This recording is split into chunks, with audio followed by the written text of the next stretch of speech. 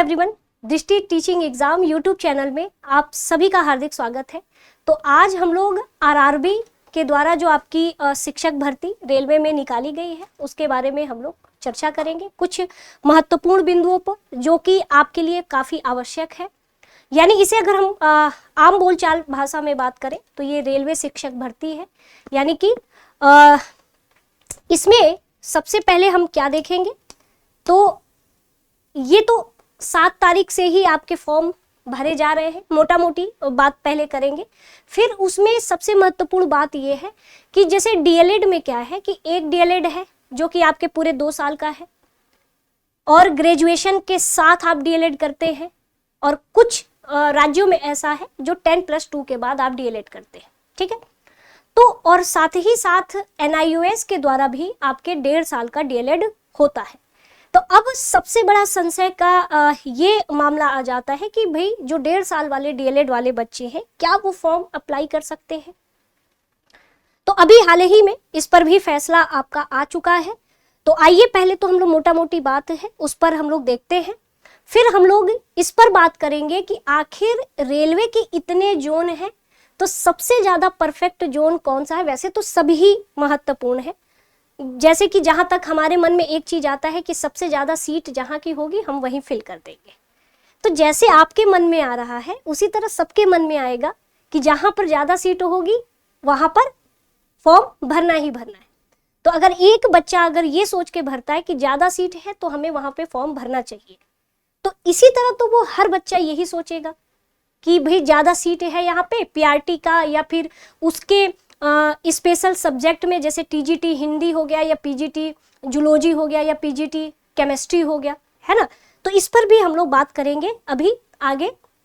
सबसे पहले तो इसमें निगेटिव मार्किंग है, 1/3 इसमें निगेटिव मार्किंग है। 100 प्रश्न होंगे जिसमें से सीधे सीधे 50 प्रश्न आपके टीजीटी पीजीटी में, ये कॉमन सिलेबस है, ठीक है। जो 50 क्वेश्चंस आपके आएंगे वो कॉमन है आपके पीजीटी टीजीटी में, ठीक है। आगे देखिए, इसमें एक जहां जहां पे है कंप्यूटर के माध्यम से ही आपको ये टेस्ट देना होगा, यानी ये परीक्षा देना होगा, और साथ ही साथ 1/3 यहाँ पर निगेटिव मार्किंग होगी। और साथ ही साथ आगे बढ़ते हैं, ये सब तो जहां तक है कि अब ये जो पुरानी ये जो खबर है लगभग पुरानी हो चुकी है, लेकिन कुछ चीजें इसमें जानने वाली बात है उसी पर हम लोग चर्चा करेंगे, ठीक है। जिसमें से एक मोटा मोटी है कि अधिकतम आयु, देखिए 1/1/2025 तक आपकी आयु की गणना का समय दिया गया है, ठीक है। तो यहां से अपनी एज आप देख लीजिएगा। और इसी में अब हम लोग सबसे लास्ट पृष्ठ पे आते हैं कि हमारा कौन कौन से जोन में कौन कौन सी कितनी सीटें हैं, किस किस सब्जेक्ट में है, और हमें कौन सा जोन सबसे ज्यादा परफेक्ट है, हमें किस जोन में भरना चाहिए फॉर्म को, है। तो भाई सबसे बड़ी बात कि हमारे मन में यही आता है कि जो सीट सबसे ज्यादा है हमें वहां पे भर देना चाहिए। तो आइए हम लोग पहले तो सबसे जोन वाइज स्टडी करते। और एक हाल ही में जैसे यहाँ पर मैं बात करूं आपके सहायक अध्यापिका के लिए, ठीक है, इसमें लिखा है कि 50% अंकों के साथ 12वीं, है ना, या इसके समकक्ष या 2 वर्षीय प्रारंभिक शिक्षा में डिप्लोमा किया होना चाहिए।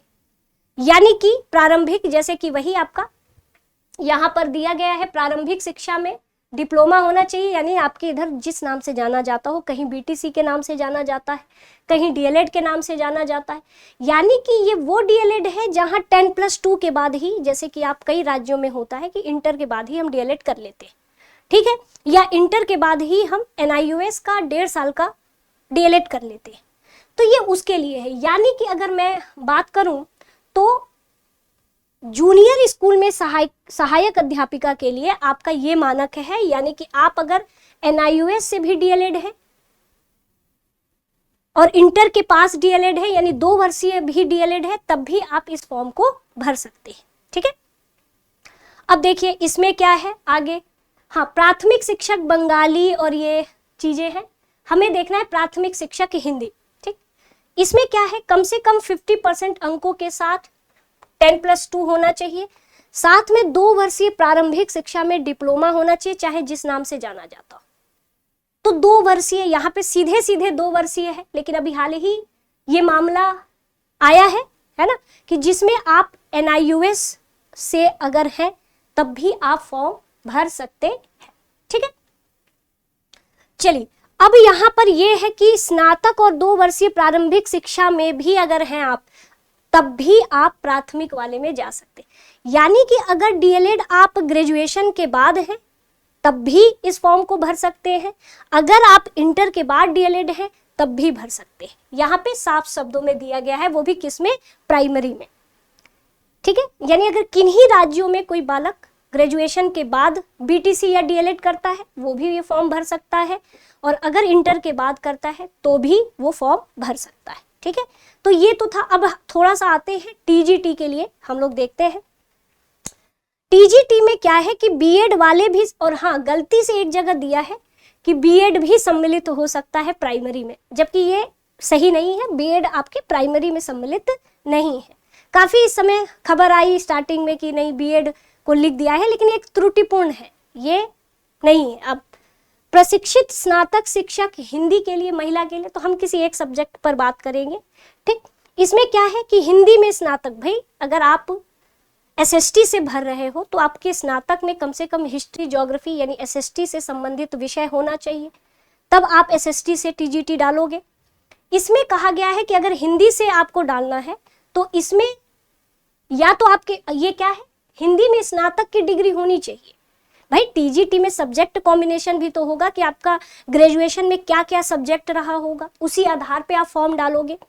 तो इसमें दिया है कि अगर आप ग्रेजुएशन है और हिंदी से स्नातक है तो 2 वर्षीय डिप्लोमा, चाहे वो जिस नाम से जाना जाता हो, जैसे कहीं BTC, चूंकि उत्तर प्रदेश में जो आपका DLED और BTC होता है वो ग्रेजुएशन के बाद होता है, ठीक है। तो इस वजह से कहीं कहीं DLED के नाम से जाना जाता है, कहीं BTC के नाम से।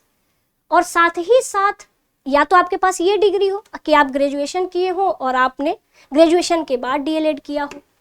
अब देखिए, या तो आप BEd के साथ कम से कम 50 अंकों के साथ हिंदी में स्नातक डिग्री, यानी आपके पास ग्रेजुएशन के बाद का DLED हो, या फिर आपके पास क्या हो, BEd हो, तो भी आप इस फॉर्म को भर सकते हैं। साथ ही साथ इसमें कहा गया है टेट, यहां पर CTET शब्द इस्तेमाल नहीं किया गया है, टेट। अब वो टेट का है कि अगर आप CTET है तो 100% है ना, एकदम है कि आप भरेंगे। अब थोड़ा सा आप देखना है कि किसी राज्य का टेट है तो अभी हम इसमें संशय है, कुछ कह नहीं सकते, ठीक है। तो ये आपका हो गया इसमें कि टेट चाहिए, और टेट के साथ साथ आपका ग्रेजुएशन के बाद 2 वर्षीय डिप्लोमा यानी कि BTC, और साथ ही साथ अगर आपने BTC नहीं किया है, ग्रेजुएशन के बाद BEd किया है, तो आप भी इसमें सम्मिलित हो सकते हैं। अब लिखा है कम से कम या फिर 50 अंकों के साथ 12वीं या उसके समकक्ष, लेकिन आपके पास 4 वर्षीय यानी BLED होना चाहिए। अगर आपने इंटर के बाद ही BLED कर लिया है 4 वर्षीय, तो भी आप इसमें क्या हो सकते हैं, सम्मिलित हो सकते हैं। तो ये आपका क्राइटेरिया है TGT में जाने का।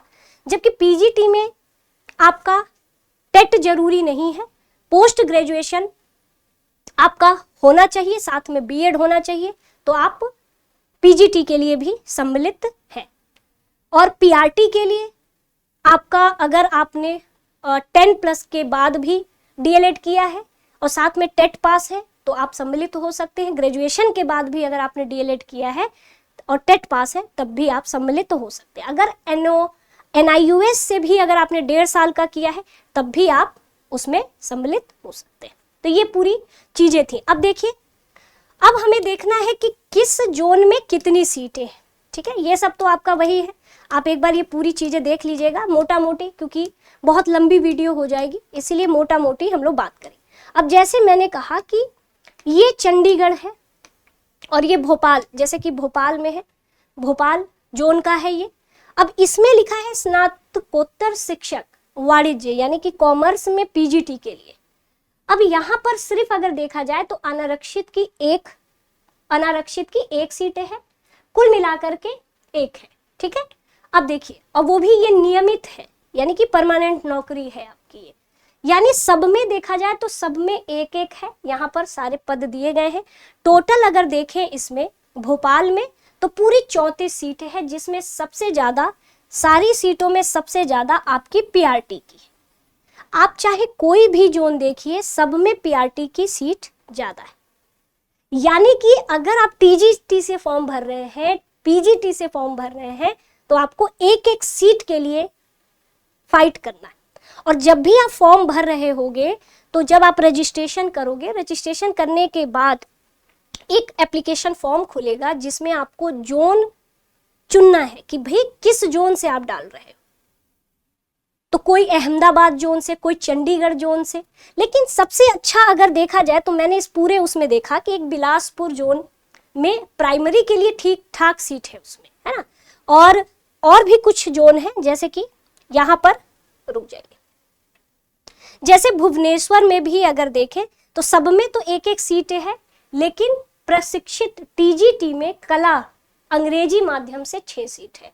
और बाकी रेलवे, प्राथमिक रेलवे शिक्षक की 24 सीट है। तो देखिए ज्यादा है सीट इसमें। तो इसमें देखा जाए तो अगर जोन अगर देखें तो गोरखपुर और प्रयागराज का जो ये जोन है, ये सबसे ज्यादा फाइट वाला होता है, क्योंकि इधर सबसे ज्यादा फॉर्म भरे जाते हैं। यहाँ तक कि उधर बिहार साइड वाला जो जोन है ना, उधर भी बहुत फॉर्म भरे जाते हैं। लेकिन जैसे अहमदाबाद साइड है, जैसे बिलासपुर में मैंने देखा कि ठीक ठाक है, कोलकाता साइड भी ठीक ठाक है। तो ये सोच के नहीं कि सीट है, वैसे बिलासपुर में भी प्राथमिक के लिए देखा जाए तो सीट ज्यादा है। तो जोन, क्योंकि एक ही जोन आप डालोगे और एकदम मतलब इसका चयन बहुत सोच समझ के करना, ठीक है। वैसे तो प्राथमिक की सब जगह सीट ठीक ठाक है, लेकिन कुछ ऐसे जगह है जहाँ पे अच्छी खासी सीट है, ठीक है। तो आप इस पे बहुत ध्यान से आप जोन को भरिएगा। देखिए अब इसमें प्राथमिक हिंदी के लिए 4 सीट, बताइए इसमें कितनी कम सीट है। कोलकाता में देखिए, कोलकाता में यहाँ प्राथमिक के लिए देखा जाए तो एकदम 2 और 3 सीटें, यानी यहाँ तो बहुत कम है। मालदा के लिए देखिए, यहाँ भी बहुत कम सीटें हैं। तो मैंने देखा था कि एक बिलासपुर हो गया और कुछ ऐसे जगह है जहाँ पे प्राथमिक के लिए और भी है, वहाँ ठीक ठाक सीट है। जैसे यहाँ 8 सीट है। कहाँ पे 8 सीट है? प्रयागराज में।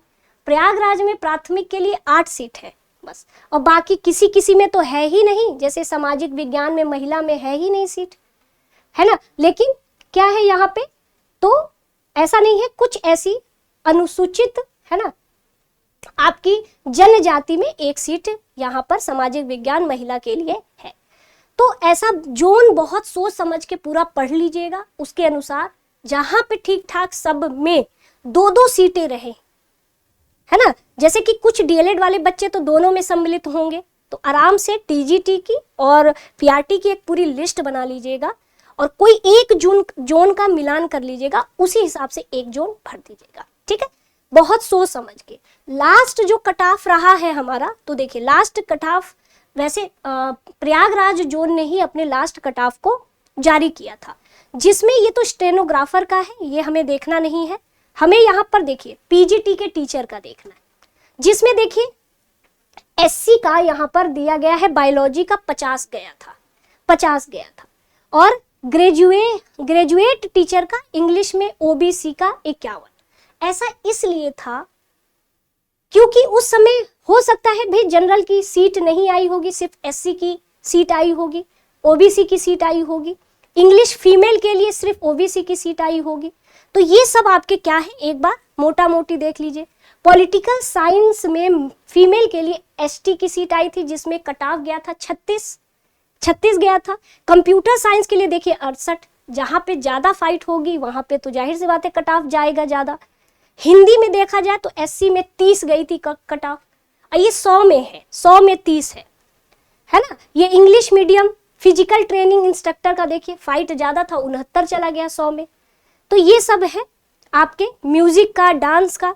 तो जिस हिसाब की सीटें आई थी उस हिसाब के क्या है। सोशल साइंस का देखिए ओबीसी का 43 गया था, वो भी किसका, फीमेल का, है ना। फीमेल का कितना गया था, 43 गया था, ठीक है। और ये सब आपके क्या थे मेरे प्यारे स्टूडेंट, ये आपके कट ऑफ थे। लास्ट ईयर 2019 में जब पेपर हुआ था तो ये लास्ट ईयर कट ऑफ था। यानी कि अब हम लोग बात करेंगे कि भाई पीआरटी के लिए है तो आपका डीएलएड और टेट होना चाहिए।